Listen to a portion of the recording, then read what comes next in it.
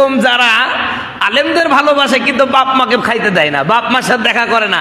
বোন মেলা দিন পরে বাড়িতে বেড়াতে আসছে, বোনের জন্য কোনো আয়োজন নাই, আলেমের জন্য হুজুর, যেই হুজুরকে আপনি ভালোবাসেন হুজুরের জন্য ভালোবাসা খুব উতলাই পড়তেছে, আপনার পীর সাহেবের জন্য ভালোবাসা উতলাই পড়তেছেন। আপনার বোন যে আসছে, আপনার বোনকে বললে না কেরে কেমন আছিস, ভালো আছি, বস তোর জন্য একটু ভালো রান্নার ব্যবস্থা করি।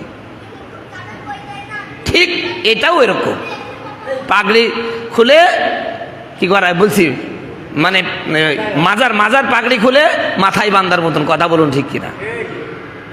আমার কথাগুলো মনে হয় কষ্ট পাচ্ছে, পাইলেও কোনো কিছু আসে যায় না, বাস্তব এটাই, আমার নিজের চোখে দেখেছি এবং খোঁজও নি, যেহেতু আমি এই এলাকায় তো 13 বছর আছি। আমার সেই হাজরাহাটির জ্ঞান আমার সেই বেশি নেই কারো এখন, আল্লাহর রহমতে। এই জন্য আমি আপনাদেরকে অনুরোধ করব, ভাই আমার এই আলোচনা অনলাইনে যাই, এই আলোচনাটা দরকার। গোটা বাংলাদেশে এখন সবচাইতে পরিবারের বোঝা হয়ে দাঁড়িয়েছে বাবা মা, অথচ এই বাবা মার জন্যই তুমি আজকে জমিনে হাঁটতেছ, খাবার খাচ্ছ, শরীরে শক্তি হয়েছে বাবা মার কারণে। কথা বলুন ঠিক কিনা? আল্লাহ রাব্বুল আলামিন কোরআনুল কারীমের মধ্যে বলছেন, ওয়াসাইনাল ইনসানা বিওয়ালিদাই। আমার আল্লাহ ডাক দেয়া বলেন, পৃথিবীর মানুষেরা, ও পৃথিবীর মানুষেরা। এখানে আল্লাহ বলে নাই ও মুসলমানেরা, বলেন নাই ও হিন্দুরা, বলেন নাই বৌদ্ধরা, ও খ্রিস্টানেরা, ও নাস্তিকেরা, এমন কথা বলেন নাই।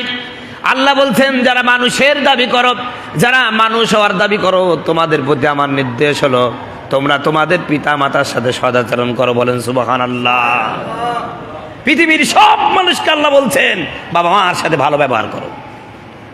শুধু মুসলমান নয়, ইহুদি, খ্রিস্টান, বৌদ্ধ, নাসারা, নাস্তিক নয়, যারাই মানুষের দাবি করেন সবাইকে আল্লাহ বলছেন, মানুষ তুমি যদি হয়ে থাকো বাবা মার সাথে সদাচরণ করো। কেন করবেন? বাবা মার সাথে সদাচরণ কেন করবেন?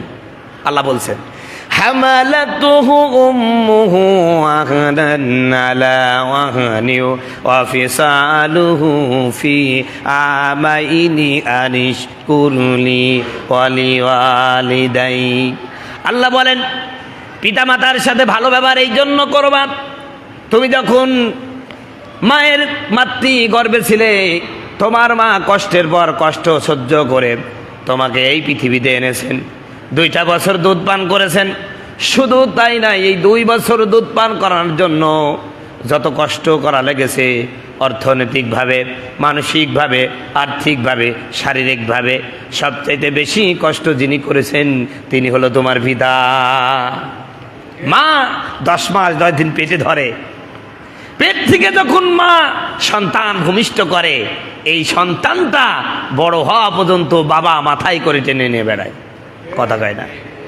এই জন্য আল্লাহ বলছেন, তোমার বাবা মা তোমাকে কষ্টের পর কষ্ট সহ্য করে তোমাকে লালন পালন করেছে। অতএব তুমি পৃথিবীর যেই ধর্মের হন না কেন, তুমি পিতা মাতার সাথে সদাচরণ করো।